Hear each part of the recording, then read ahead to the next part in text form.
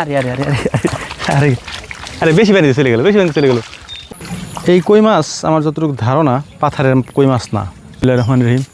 এইটা হচ্ছে আমাদের ওই যে জমি এই সাইডে, তো বৃষ্টির পানি এখানে হচ্ছে জমে। এখান দিয়ে আবার একটা নোল আছে, ড্রেন আছে আর কি। হ্যাঁ, এই ড্রেন দিয়ে হচ্ছে পানি পার হয় এই সাইডে, রাস্তার এই পাশে। তো এইখানে মাছ দেখতেছে মানে বিশাল বিশাল সাইজের পুঁটি মাছ। এখন ধরতে পারলা, যদিও পাটের ভিতরে যাইতে হবে, ধরা যাবে ইনশাল্লাহ। ই রে আল্লাহ, কতগুলো! এই যে দেখেন, এই যে কী পরিমাণ মাছ এই জায়গা। এই দেখেন, এই যে গোড়ায় চেলা মাছ মনে হয় এগুলো না। ফুটি কটা দই আগে তারা, ওই যে টাইটা, ওই টাইটে ধরে না, যে দুই ফুটি কটা পাইনি। এই যে এই যে এই যে এই যে কই, এই যে আরে আরে আরে আরে আরে আরে বেশি পানিতে চলে গেলো, বেশি পানিতে চলে গেলো। ওইবার সামনে যান, আগে সামনে যান, সামনে যান, সামনে যান, সামনে যান, যায় না জানি, খবরদার। ধরছেন? ধরলে ঠিক আছে। কই না, পাতিল দে, পাতিল দে, পাতিল দে, জোরে আলা ফিকেলা বল নাই পোলা মানে রে। এই যেটা যায়, এই যেটা যায়, ওই সাইডের পানি এই পাশ দিয়ে নামে, রাস্তার নিচ দিয়ে পাইপ দেওয়া আছে। তো ওই পাইপটা আটকানোই থাকে, কিন্তু যখন পানি বেশি হয়ে যায় তখন আমরা খুলে দিই, ওই পাশের পানি তখন এই পাশে আসে আর কি।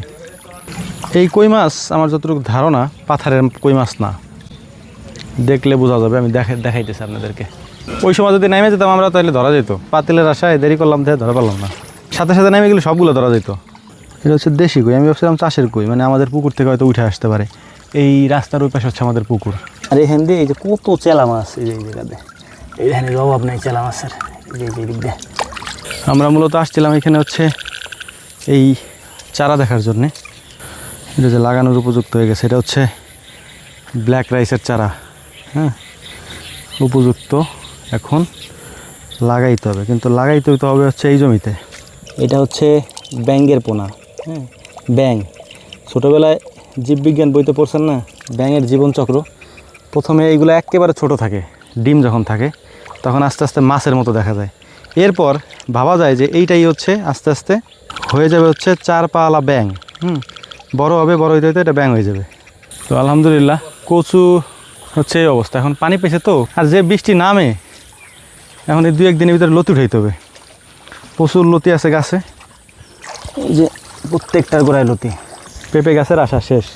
এই দেখেন, খাওয়ার পরেও এই গাছগুলো এত বড় হয়েছিল, এই যে এত বড় হয়েছিল, মানে ওরা 3-4 বার খাওয়ার পরেও এই যে এখান থেকে খাইছিল, আবার হয়েছিল, হওয়ার পরে এতটুকু হয়েছে, আবার খেয়ে ফেলছে সবগুলো, আবার খাইছে। এই দেখেন, এই যে খাইছে কেমন দেখছেন, পুরো আগা সহ খেয়ে ফেলছে, মানে এখান থেকে কামড় দিয়ে মাথা উঠে নেটে গেছে। কেমনটা লাগে এরকম করলে? ফসল চাষ করবে কেমনে মানুষ? আমরা কাঁচি টাচি কিছু নিয়ে আসি নি, কাঁচি আনলে বা কোদাল আনলে কাইটে ছাড়াই দেওয়া যেত। আপাতত পাওয়া দিয়ে ছাড়াই দিই, পানিটুক নেমে যায় আর কি। প্রচুর খেতে পানি জমে যাইতেছে। এই জায়গা হচ্ছে ধান লাগানোর কথা আমাদের, কিন্তু এইখানেও পানি হয়ে গেছে। দেখা যাক ইনশাআল্লাহ 2-1 দিনের মধ্যে হয়তো শুকাই যাবে। শুকাই গেলে আমরা চাষ দিব, চাষ দিয়ে ইনশাআল্লাহ লাগাই দিব। এখন আর দেরি করা যাবে না, দেরি করলেই সমস্যা। দোয়া করবেন। আসসালামু আলাইকুম রহমতুল্লাহ।